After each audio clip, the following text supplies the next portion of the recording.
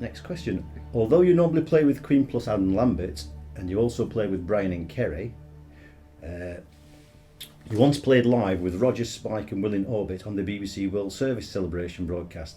How did that performance come about, and was it very different playing without Brian's influence? Yes, BBC World Service. Yeah, it was actually. It was very relaxed. Roger's very cool about it. You know, I think it was just Spike, me, Roger, and William.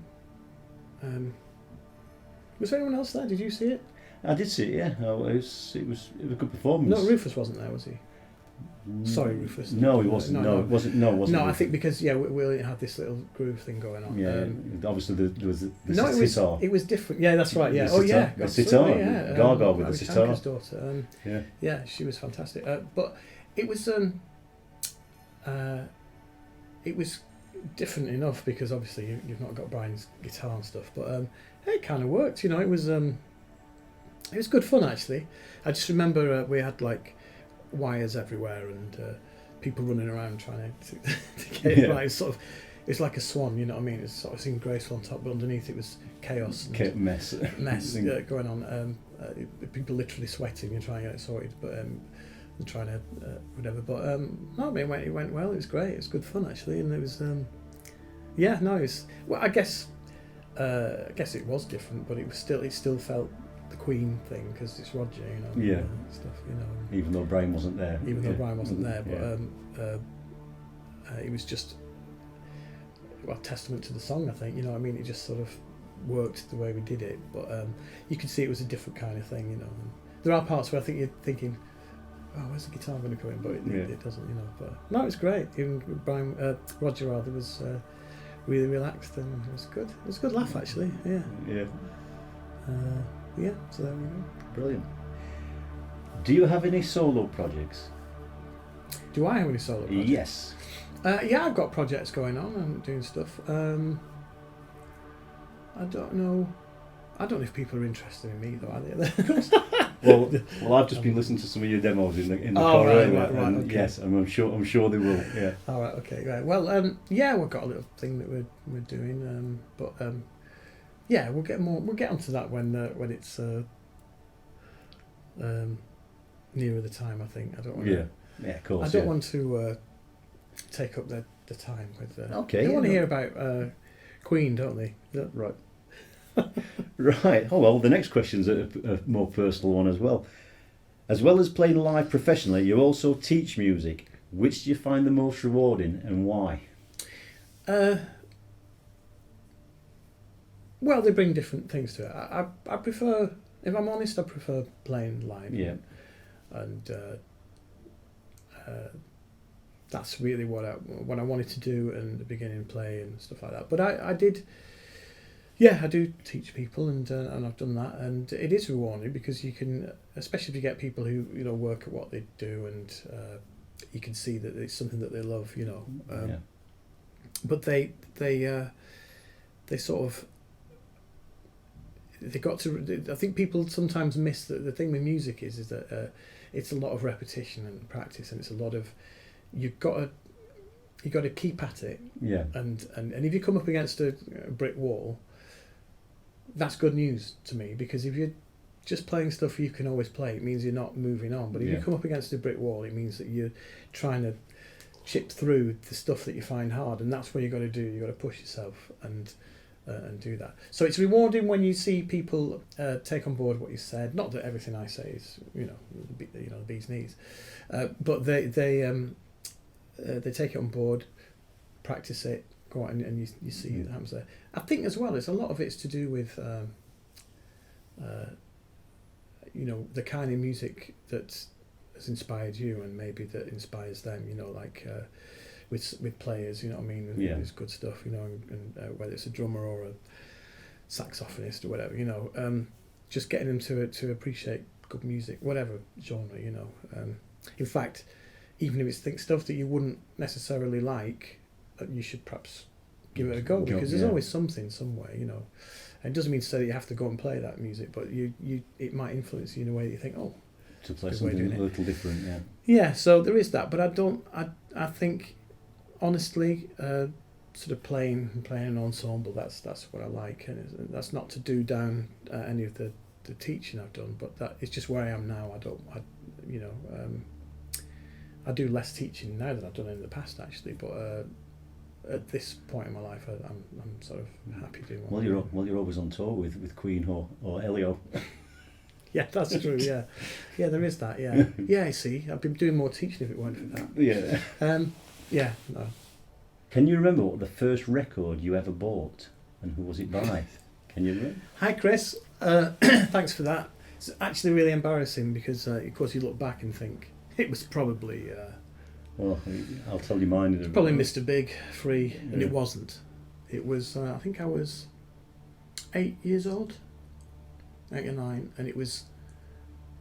I do remember. I'm pretending that I'm thinking hard about it, but I remember it being Mary's Boy Child, Boney M. Boney M, Mary's Boy Child. Long time ago, all Yeah. the world was. Yeah. I still got it somewhere. I've kept everything. It's a bit embarrassing, isn't it? Yeah. It's not embarrassing. No, If nice. it's guilty pleasures, bollocks. It bugs me. a Well, bit, when that. you think about it, was Mary's Boy Child the first glimpse of actually getting into music?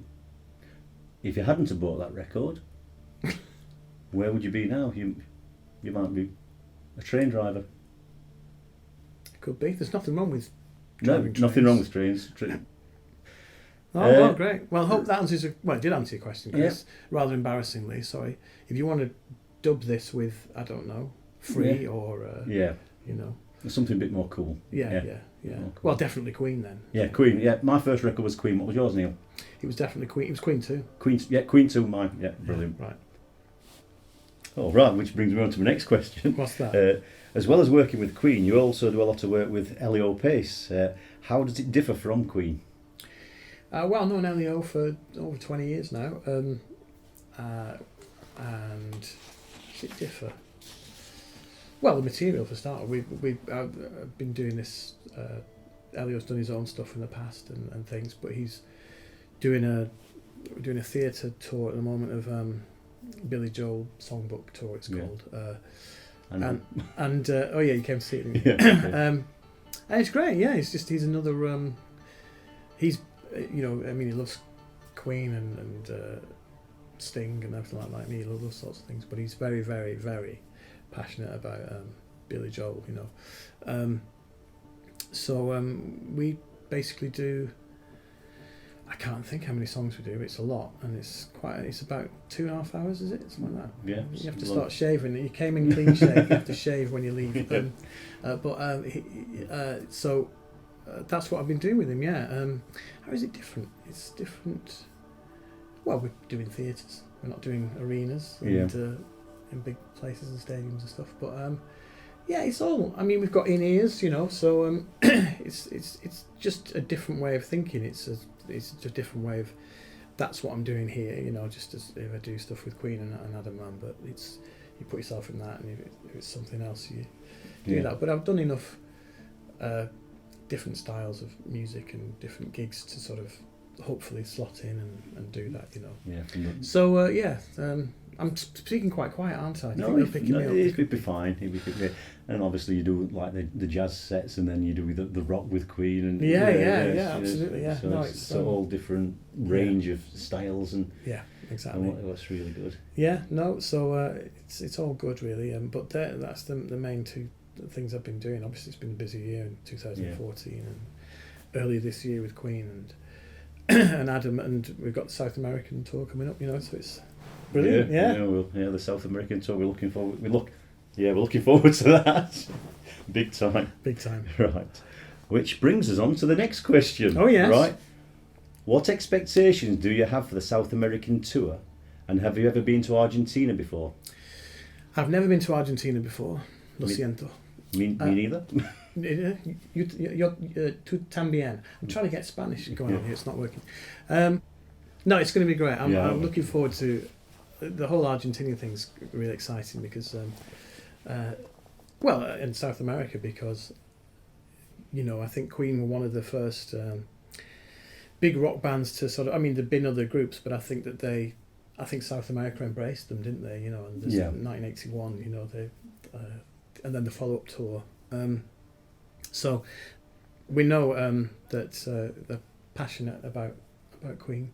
So I'm hoping it'll be amazing, and I still can't get my head around that all the places we've been, and now we're going to South America, because I think it was always one of those places where people thought, oh, got to do South America, surely, you know, and here we are. You know what I mean? It's fantastic. Yeah. So yeah, very excited. Yeah, and when you think about it, back to the early days, Queen were the pioneers to actually do South America, which has opened the door for everybody else, and you now going down to South America. Absolutely, yeah, and I think that's why it's you know, and they revisited, didn't they, with Paul? Yeah, and I think, you know, it's great, and that's, you know, Brian and Roger and the guys that, you know, it's you know, they want to see them, you know, and play for them, you know, and it's great because they know that they've been so good to them, you know what I mean, over the years. You know, the South American audiences have been patient, haven't they? Yeah.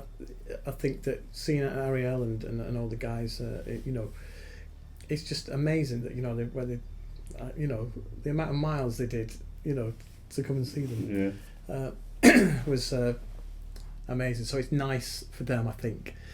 They actually don't have to leave the country. Exactly. I mean, yeah. But, so the favours returned. We're coming down from Europe down to South America this exactly, time. Yeah. So and they're going to look after us anyway. Yeah. Well, I hope you're going to look after us. But I'm sure you will. Yeah. You know. I think we might have got a battle on our hands to actually try and get the barrier with thousands of Argentinians and Brazilians heading to the barrier first. I think we're going to have to be be careful. Doing that. Yeah. Right. Which goes on to the next one. What do you think about the crazy Argentinians who travel the world following the band? Do you have any messages for them? Pues, hola, Argentina. It's great. It's lovely, and you know, they're not crazy. They're just, all right. Yeah, they're crazy. Passionate.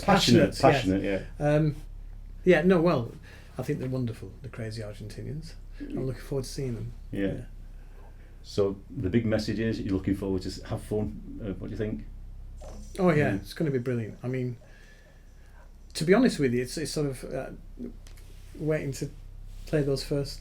I think, is it where we're playing Sao Paulo? Sao Paulo, and then it's Rock in Rio, and it's going to be so I think, I don't know, it's just going to feel amazing. I think, you know, because you know, when you see footage of them in the past with South America and obviously the 1985 Rock in Rio and stuff, you sort of think, oh wow, actually going to be there. But it'll be amazing. And well, it's things like this that you remember for the rest of your life, isn't it? You know. Well, like I was saying to you earlier as well, it's not just actually going down to South America to see Queen Adam Lambert, to see you guys on stage. It's the whole parcel of being with friends who are equally passionate into music as well. Yeah, there's something special about good. That, I mean, we're coming from all over. There's Jaime who's Spanish, who's coming from Ireland. Right. You know, there's just brilliant. I would say half the crowd you saw during the gigs in Europe are going to be down in South America. See, familiarity. I feel safe. Yeah. Well, we'll look after you. Oh, good. Right, and the last question. Would you like to say something to the Queen fans waiting for the shows in Argentina? Well, I just want to say thank you, and I'll look forward to seeing you there. I shall look out for you, make yourself known, and I hope that you enjoy the shows, and that you're going to have as good a time as I know I'm going to have, and the guys. It's going to be very special, and hopefully get to see some of you as well. Maybe, don't know. Yeah, we'll be good. Make yourselves known. We will. Yeah. Well, thank you. Thanks for coming. Looking forward to seeing you. It's going to be brilliant. Muchas gracias. Yeah. Gracias, Neil, por tu tiempo. You're welcome. Yeah, no problem. For my time. Yes. De nada. Yeah. We Right. have to work on our Spanish, don't we? Sorry about that. Yeah, my Spanish is terrible. Mi español es muy malo. Neil, it's been brilliant. Thanks, Chris. Cheers, dude. Good to see you again. Right. Thumbs up to the cameras. I hope it's all right for you guys, this.